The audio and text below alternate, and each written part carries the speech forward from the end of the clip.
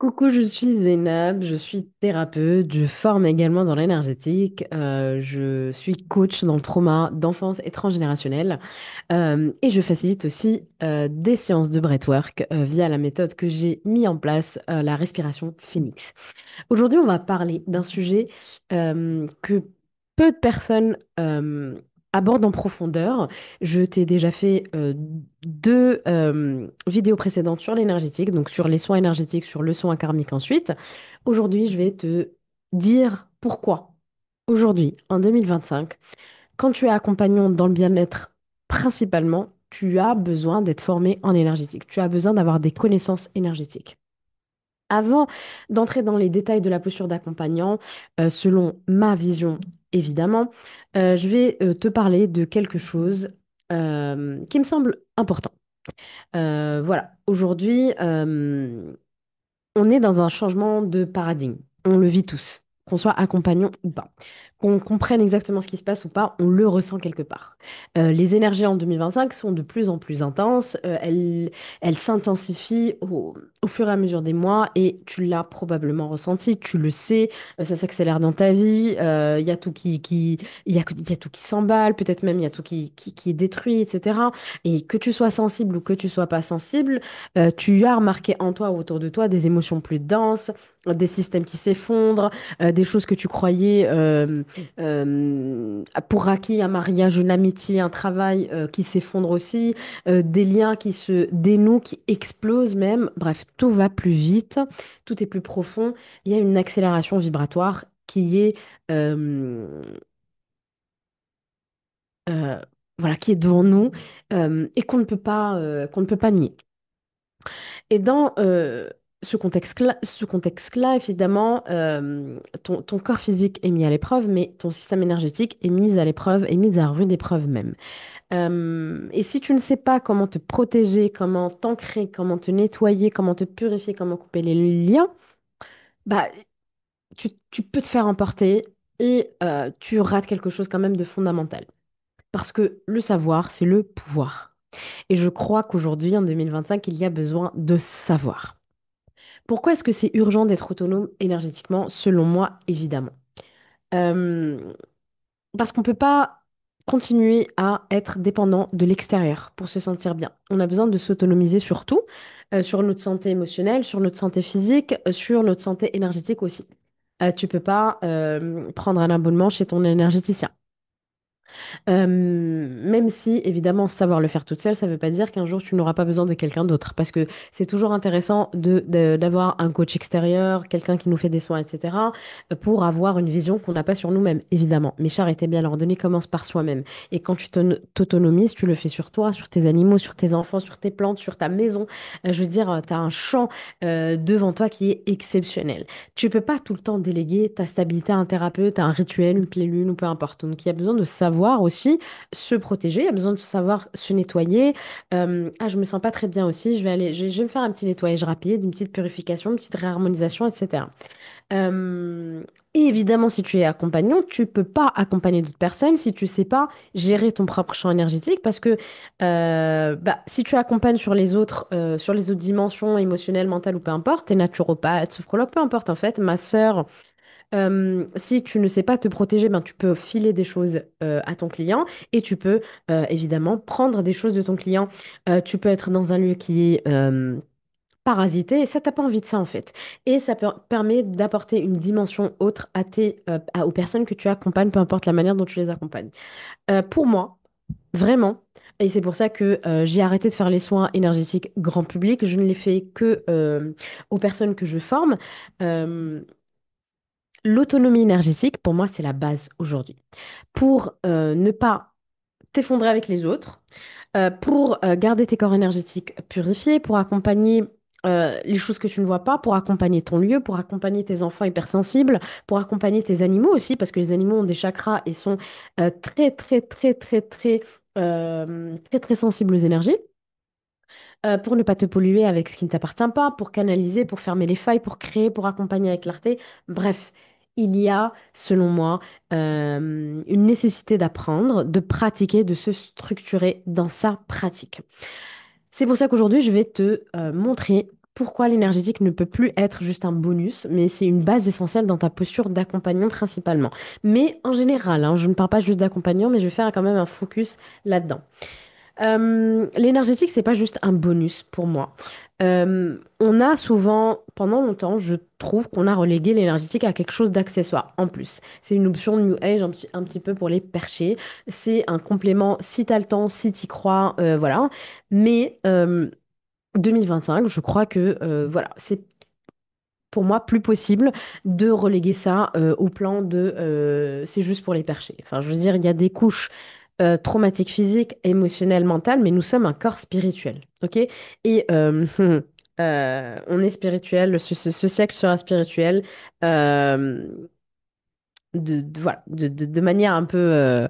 voilà, je crois que nous nous dirigeons vers une ère de plus en plus spirituelle. Mais attention aux dérives, ok? Et peut-être j'en ferai une autre vidéo des dérives spirituelles parce que comme tous les domaines, évidemment, il y a énormément de dérives et ça, on en parle beaucoup, beaucoup dans le niveau. L'énergétique, c'est la couche invisible qui va influencer ton corps, tes émotions, tes pensées, tes relations et les lieux dans lesquels tu vis et tu accompagnes. Parce que nous sommes, il y a un corps mental, il y a un corps énergétique, il y a un corps physique, un corps éthérique, etc. Et si tu travailles uniquement sur le mental, sur le corps physique, et évidemment que ça va aider la personne, mais tu vas ignorer quelque chose d'important aussi, ce sont ces champs subtils. Donc, tu peux passer à côté de la source réelle du blocage, comme tu peux ben, soigner quelque chose, mais oublier quelque chose d'autre de fondamental, parce que bah, il y a du parasitage énergétique qui fait que aller encore plus dans la régénération n'est plus possible, ou en tout cas, c'est compliqué. Ok. Et tu peux même contaminer l'espace dans lequel tu travailles et donc évidemment influencer la qualité de tes accompagnements, influencer ta santé physique, ta santé mentale, etc. Et la réalité, c'est qu'on peut être pour eux. Et nous sommes pour eux. Voilà. Je pense que les traumas touchent un grand nombre de personnes, vraiment, qui n'est pas touché par les symptômes du trauma. Parce que le trauma, c'est pas juste j'ai subi un accident de voiture, un viol, etc. C'est beaucoup, beaucoup, beaucoup plus large que ça. Et donc, nous sommes pour eux. Moi, la première, je travaille très souvent sur ma porosité. Et quand on a des traumas, quand on a vécu dans la survie, quand on ne fait pas attention, etc., nos corps éthériques, nos corps énergétiques sont poreux. Et donc, si tu n'es pas bien ancré, peut-être que ça va se manifester par bah, un manque d'ancrage, par de la fatigue. Et si tu ne sais pas t'ancrer, te nettoyer régulièrement, fermer les failles, etc., tu peux absorber les émotions de tes clients, tu peux absorber les émotions de tes enfants, tu peux absorber les charges de ta maison, tu peux absorber les projections, les entités, les présences errantes, les mémoires résiduelles qui sont dans ta maison, dans ton cabinet, même si tu fais les soins à distance, hein, dans le supermarché, etc., etc. Et ça, évidemment, ça te touche toi, ça te touche, ça touche les personnes que tu accompagnes, ça touche évidemment aussi tes enfants qui sont de plus en plus hypersensibles, qui touchent tes animaux, évidemment. L'énergie, elle stagne, les mémoires restent et ça peut te polluer et polluer tout ce monde, polluer ton intuition, ton corps physique, ton corps mental, les personnes que tu accompagnes, etc., etc. Je vais faire un petit focus et peut-être j'en ferai un épisode à part. Nettoyer son lieu, pour moi, c'est un non négociable. Alors, je précise que je parle de dérives spirituelles parce que je trouve que c'est un domaine où il y a énormément, énormément de dérives, en toute sincérité. Ça part beaucoup en cacahuète, d'ailleurs. Et je tiens à ce que, à apporter de l'éthique dans quelque chose qui est tellement, tellement bien, mais il y a besoin de le faire dans l'éthique. Et l'éthique, elle est fondamentale. Et c'est tout un chapitre de mon niveau 1 où on parle éthique, trauma, etc. Parce que pour moi, c'est fondamental. C'est nécessaire, obligatoire. Bon, je reviens, je ferme la parenthèse, j'en ferai peut-être un épisode et je reviens à nettoyer son lieu qui est un non négociable, surtout quand tu es accompagnant, évidemment. Quand tu accompagnes, l'espace, il devient un champ sacré. Et même quand tu accompagnes en groupe, et surtout quand tu accompagnes en groupe, les groupes de breathwork, je fais toujours des soins énergétiques. Tu ouvres des groupes de constellations familiales, idem. Combien de personnes ont fait des séances de breathwork ou des constellations familiales et se sont chopées des entités? Énormément, énormément. Pareil, tu assistes à des cérémonies particulières, à des manifestations, à plein de trucs. Voilà, ce sont des portes d'entrée de parasitage. Donc, c'est important de savoir protéger tes corps énergétiques. Ton lieu. Donc, je ferai un épisode aussi sur le lieu. Il a besoin d'être propre vibratoirement. Il y a besoin d'enlever évidemment tous les parasites, peu importe si c'est des entités, des amérantes, des charges, peu importe quel type de parasite c'est. Niveau 1, je vous explique tous les types de parasitage. Je crois on reste 1 heure ou 2 rien que sur ça. Tous les types de parasitage qui peuvent exister. Ton lieu, il porte aussi des mémoires, du mur, du sol. Il a des failles géobiologiques, etc., etc. Donc, un lieu a besoin d'être pris en charge.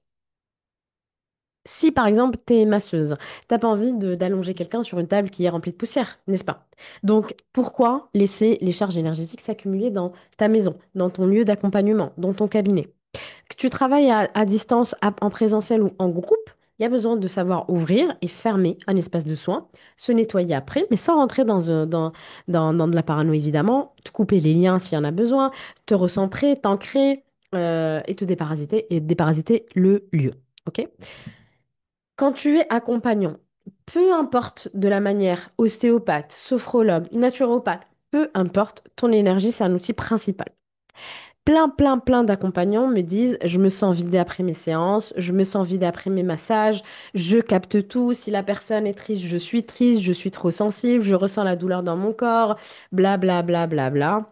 J'ai l'impression de ne plus savoir qu'est-ce qui m'appartient pas, j'arrive pas à poser les limites, évidemment. Si tu es une personne qui sait pas poser ses limites, bah, énergétiquement, tu ne les poses pas, hein, soyons clairs. Et c'est là où l'énergétique devient quelque chose d'important. OK? Parce que ton champ énergétique en tant que praticien vis-à-vis de l'autre, c'est ton premier outil de travail. Si tu sais pas le gérer, le nettoyer, le renforcer, le refermer, bah, ça devient une éponge et tu deviens poreux. OK? Et évidemment, une éponge, ça finit toujours par saturer. Donc, tu peux pas porter l'autre si toi-même t'es perdu. Tu peux pas faire des séances de breathwork si l'espace il est pourri. Et j'ai déjà vu des espaces de breathwork où c'était une catastrophe énergétique, où c'était rempli d'entités, les gens se faisaient parasiter, c'était une catastrophe. Pareil, constellation familiale, plein d'autres choses. C'est pas l'outil le problème, c'est la façon dont on tient un groupe. Et c'est important de savoir tenir un groupe énergétiquement. C'est fondamental. Sinon, il y a c'est horrible ce qui peut se passer, franchement. Euh, donc, il y a besoin de savoir protéger ton champ, protéger le client aussi, protéger ton groupe, ne pas absorber ce qui t'appartient pas, ne pas donner à l'autre ce qui lui appartient pas non plus, savoir revenir à toi, t'ancrer, te nettoyer. Donc, ton métier qui devrait être un canal de puissance, il devient en fait une source d'épuisement. Ok. Et l'énergétique, c'est pas juste pour soigner l'autre, c'est pour te réguler toi, sécuriser ton canal et rester souveraine dans ta pratique et te protéger évidemment. D'accord? Et ça, il n'y a aucun protocole classique de coaching qui va te l'enseigner.